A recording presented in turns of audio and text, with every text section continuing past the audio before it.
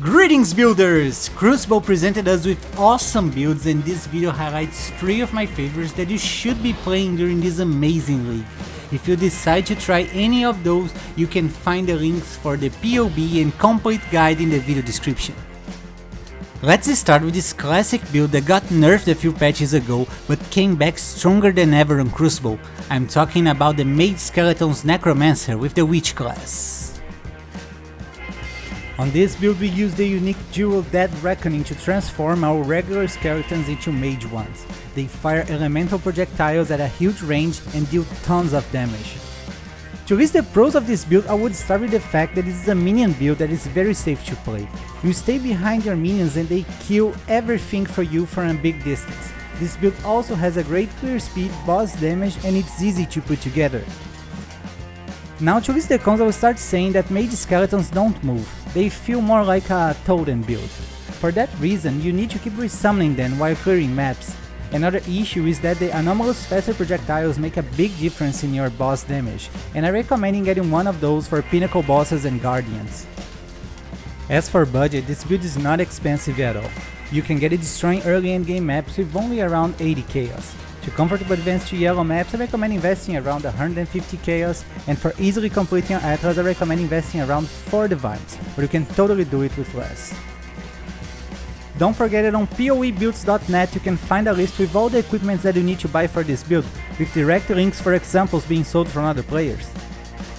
You only need one mandatory unique item for this build, the Dead Reckoning Duel that turns your regular skeletons into mage ones. For clear speed, I'd give it 9 out of 10. You have many skeletons firing many projectiles at a high cast speed rate. I only took 1 point out because the mage skeletons don't move and you need to keep resummoning them. The boss damage is awesome and deserves 10 out of 10. When you get your anomalous faster projectiles gem, 60% of your projectiles will hit enemies twice. This was an amazing buff that came with Crucible. For the survivability, I'd also give 9 out of 10. Even though this build is very safe to play because the minions kill and tank everything for you, I took 1 point out because this build doesn't have evasion or spell suppression. If you don't mind your position, you might die. Next, let's jump into this melee player's dream, the Boneshatter Juggernaut with the Marauder class. This build is perfect for the melee enthusiasts out there. Boneshatter hits enemies so hard that it hurts your own character, accumulating trauma stacks.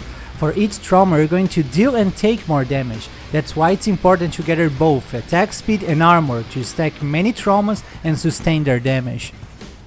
To list the pros of this build, I would start with its survivability. Even though you deal damage to yourself, this build has so much armor that you won't feel a thing. Now because of that you might think that this build had to sacrifice speed or boss damage, but no, it is still super fast and can kill guardians in just a few seconds. Now to list the cons, the first thing that comes to my mind is that you need to keep an eye on your accuracy.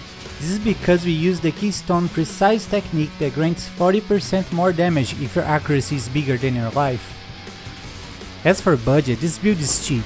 You can get it destroying early endgame maps with only around 60 chaos. To comfortably advance to yellow maps, I recommend investing around 120 chaos, and for easily completing your Atlas, I recommend investing around 4 divines. For clear speed, I'll give it 9 out of 10. Boneshatter also creates a big pulse of damage when stunning enemies. That means that a single blow can kill an entire pack of monsters. Other than that, you stack a lot of attack speed that causes your Leap Slam to almost teleport you through the map. The boss damage is also great and deserves 9 out of 10. Using Berserker on bosses causes you to accumulate a lot of trauma stacks and deal huge amounts of damage. For the survivability, this build is surely a 10 out of 10, and I would even like to say 20 out of 10 if I could. This build achieves almost 200,000 armor and over 83% of all elemental resistances. All of that combined with the Juggernaut Ascendancy grants this character almost 500,000 effective HP. Yes, it's crazy.